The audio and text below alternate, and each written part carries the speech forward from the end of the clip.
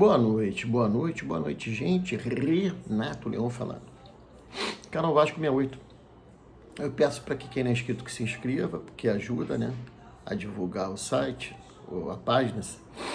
E peço para que também curtam, né? Pode comentar à vontade. Eu acho que eu vou espirrar. Que merda. Gente, hoje não foi lindo. Foi bom. Foi bom pelas circunstâncias. Eu não gosto de falar de outros times e muito menos de arbitragem, mas só para vocês ficarem sabendo, o Tite foi demitido, né? O seu presidente, que também se chama Pedrinho, ele falou quando eles foram campeões semana passada, disseram que nunca deixou de acreditar no trabalho do Tite, tá? E mandou embora. E foda-se. Tô dizendo que é o Felipe Luiz técnico. Puta que pariu. Eita mundo esse. E é até difícil assim, eu tô pensando para não perder um pouco da linha, né? Porque esse árbitro é um filho da puta, né? É um canalha. Pelo fato dele não ter dado um pênalti no Fabrício Bruno, no primeiro tempo ainda, né? No escanteio, que o Barros dá uma puxadinha nele, ele desandou a querer foder o Vasco, não dando 2 pênaltis. A televisão não repetiu, tá? Um foi no André Gomes e o outro foi no Robert Renan. 2 pênaltis claríssimos, até comentaristas aí de arbitragem disseram. Agora o Premier, a porra da Globo lá não comentou nada. Não passaram replay, não fizeram porra nenhuma. Então eu até falando lento assim, para que eu não perca a cabeça, eu não fale tanto palavrão. Mas, pensando agora pelo lado do Vasco, eu quero que a arbitragem vá pra puta que pariu, cambada de pilantra, ladrão. Inclusive, gente, falar em Pedrinho, né? Saiu há pouco, o Pedrinho foi cobrar junto do Admar, da direção do Vasco, a arbitragem. Deu uma confusão lá, na entrada do vestiário lá, do crápula do árbitro. E a despreparadíssima Polícia Militar de Minas Gerais, tá merda, né? Ela soltou até gás de pimenta. Então, apareceu o Admar com a mão na vista, o Pedrinho sendo retirado pela segurança do Vasco. Não mostrou em si a briga, mas sabe-se que houve até gás de pimenta. E o crápula do árbitro ainda deu 10 minutos, depois deu mais um, né? O Vasco fez o gol, o terceiro gol, agora indo ao jogo, né? De trás para frente, o Vasco tomou o gol aos 49 para 50, o jogo foi até 53, mas o Vasco tinha feito o possível gol da vitória com o Brenner, que tinha entrado no final aos 41. Bom, como é que foi o jogo? O Vasco começou jogando mal. E logo aos 7 minutos, o Cruzeiro fez 1-0 e terminou assim o primeiro tempo. No segundo tempo, houve uma mudança radical do time, sem ter feito nenhuma substituição. O Barros fez 2 gols num espaço curtíssimo de tempo. E no espaço curtíssimo de tempo, quando ele fez 2 gols de cabeça e o Vasco vira para 2-1, logo depois o VAR é chamado e ele é expulso de um pisão que ele dá. Pisão esse que já tinha sido feito até em outros jogadores, como o próprio Tietchan ainda no primeiro tempo. Mas tudo bem, né? É o Vasco, é o Barros. E o Barros de herói foi a vilão. Eu até poderia começar o título aí de herói e vilão, mas eu não vou fazer isso. O Barros só tem que dar uma segurada um pouco, ele já vem cometendo pênalti, entrando de maneira desproporcional e tal. Ok, foi expulso, o time soube se comportar e o time ainda empatou.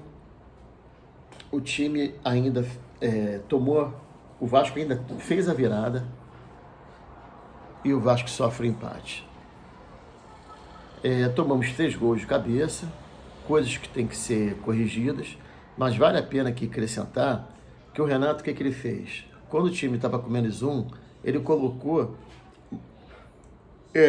Piton e o Puma não substituindo os laterais, mas ele estava dando sustentação à defesa, dando mais marcação, e trocou o David, que eu não trocaria, pelo Brenner.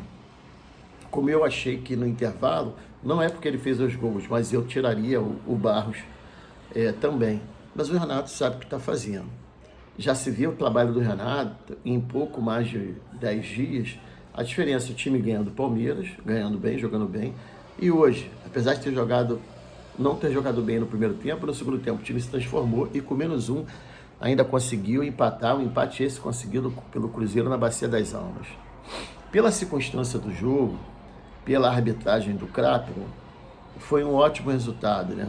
Devido às circunstâncias que nós estamos nos recuperando, jogando fora de casa, sentimos falta demais do Thiago Mendes, entendeu? Jogamos contra um time que tecnicamente é muito superior a gente, apesar de estar em penúltimo agora no campeonato, porque eles somaram um ponto, e o Inter, que perdeu em casa para de 1-0, é o último.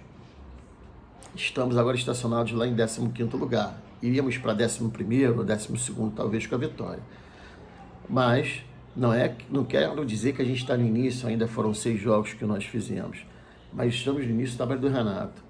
O time hoje mostrou que consegue sim jogar de igual para igual. Jogou de igual para igual com o Palmeiras, que vai disputar o título com o Flamengo. Jogamos de igual para igual com o Cruzeiro e ganhamos do Palmeiras, e poderíamos ter vencido hoje o Cruzeiro, jogando de igual para igual e com menos um. Agora a gente pega o Fluminense na quarta-feira, 9h30, no Maracanã. Eu acho sim, eu acredito sim. Com essa mudança do time, essa mudança de postura, de mentalidade, eu acho que dá para a gente vencer. Eu acho que dá sim para a gente vencer. Agora, algumas observações em relação aos jogadores que eu gostaria de fazer, principalmente o PH não pode continuar titular, tem que ser o Puma. O Puma entrou muito bem, e o Piton, que entrou na lateral esquerda, não na lateral esquerda, de ponta esquerda, vamos assim dizer, ele tem que mesmo continuar no banco. Ele marca mal, dá muito mole na marcação, e o Cuiabano, que tinha o seu ponto fraco, entre aspas, na marcação, marcou até bem. Agora, porque dizem que o primeiro gol não foi ele, não. O primeiro gol, quem chegou atrasado foi o Robert Renan. E os caras fizeram 3 gols de cabeça. Mas vamos dar um desconto que 2 desses gols foi quando... 2 não. Quando...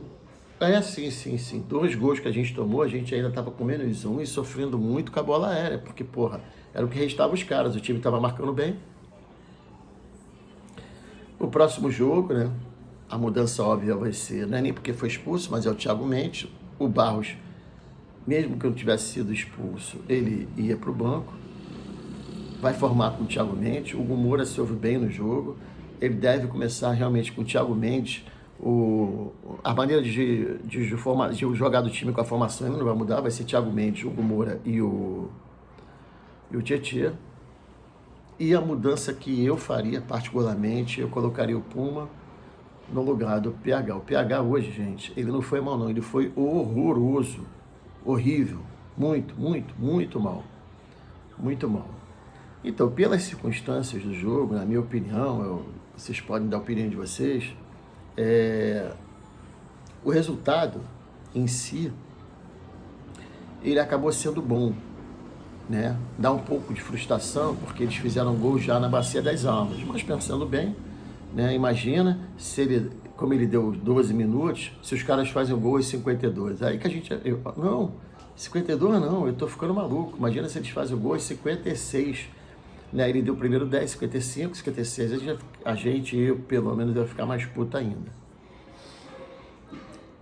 Pode não ter nada a ver, tá? Mas esse juiz é aquele que no final do Campeonato Brasileiro ano passado expulsou o Hugo Moura e a gente perdeu de 5-0 do Atlético Mineiro. Não dizendo que ele não deveria ter expulsado o Hugo Moura, mas é só um lembrete.